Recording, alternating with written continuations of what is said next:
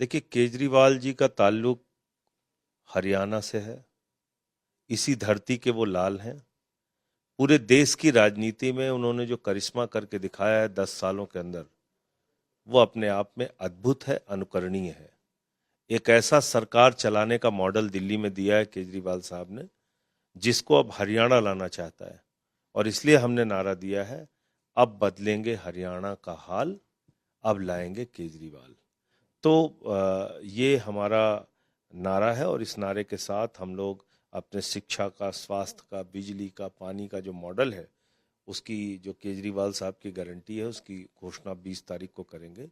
जोर शोर के साथ सभी सीटों पे आम आदमी पार्टी चुनाव लड़ेगी। और हमारे सामने दिल्ली का मॉडल है, पंजाब के भगवंत मान सरकार का काम है, और बीच में ये हरियाणा है, जहां पर लोग सभी पार्टियों से तंग आ चुके हैं। 10 साल की डबल इंजन की सरकार भी देखा हरियाणा के लोगों ने।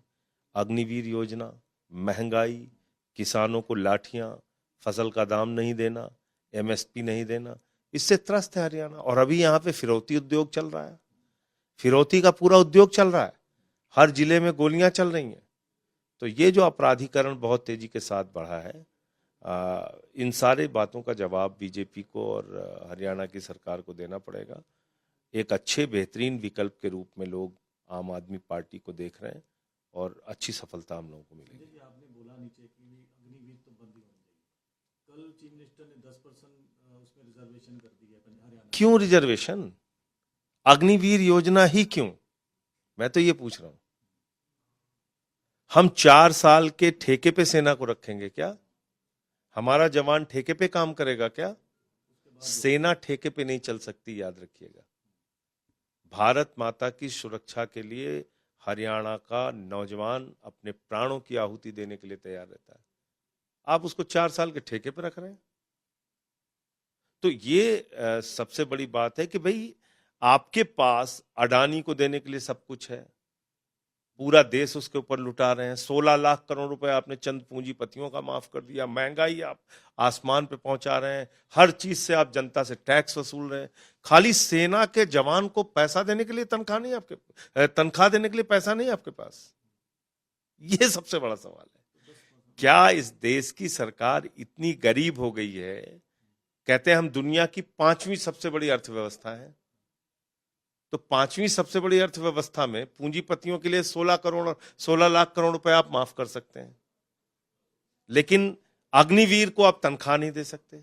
तो ये तो सवाल होगा ना। और हरियाणा तो आप गांव गांव में जाइए, आपको गेट मिल जाएंगे शहीदों के। हरियाणा के गांव गांव में आपको शहीदों के गेट मिल जाएंगे। उन्होंने अपने प्राणों की आहुति दी है इस देश के लिए। उस घोषणा का कोई मतलब ही नहीं है ना। आप पूछ लीजिए हरियाणा के लोगों से। वो सेना की नौकरी, सम्मानजनक नौकरी चाहते हैं। वो आरक्षण चाहते ही नहीं है। आप आरक्षण का लॉलीपॉप क्यों दे रहे हैं?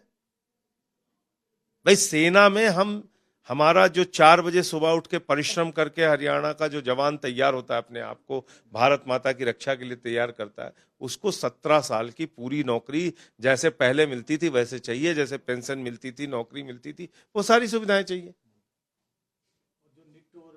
आप सेना को भरते मतलब सेना ठेके पे नहीं हो सकती है।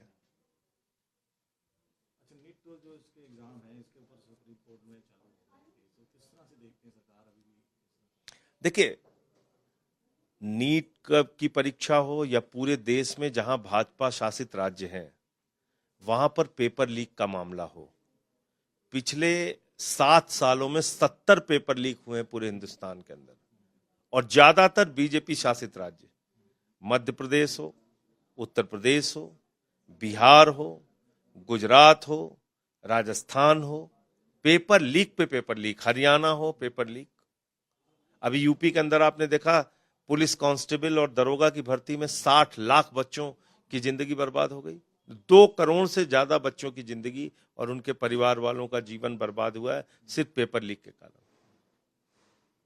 यूपी को किस तरह से देखते हैं सर? अब यूपी में लेकर आज अखिलेश यादव ने ट्वीट किया है कि मानसून ऑफर करके 16 और क्या लगता है कि वहां पे जो सरकार है अभी स्टेबल नहीं है? जो देखिए, जिस तरह से बातें आ रही हैं ये लोग जब किसी राज्य का बेड़ा गर्क कर देते हैं, उसके बाद वहां के मुख्यमंत्री का चेहरा बदल देते हैं। जैसे हरियाणा में खट्टर साहब को बदल दिया, लेकिन 9 साल के घाव लोग भूलेंगे नहीं। अगर इस गलतफहमी में है बीजेपी तो वो भूलेंगे नहीं। अब आप सैनी को लेके आ गए, तो क्या नवाब सिंह सैनी जी से पिछले 9, साढ़े 9, 10 सालों का हिसाब नहीं मांगेगी हरियाणा की जनता? इसी तरीके से यूपी का है। क्या कहा था केजरीवाल साहब ने?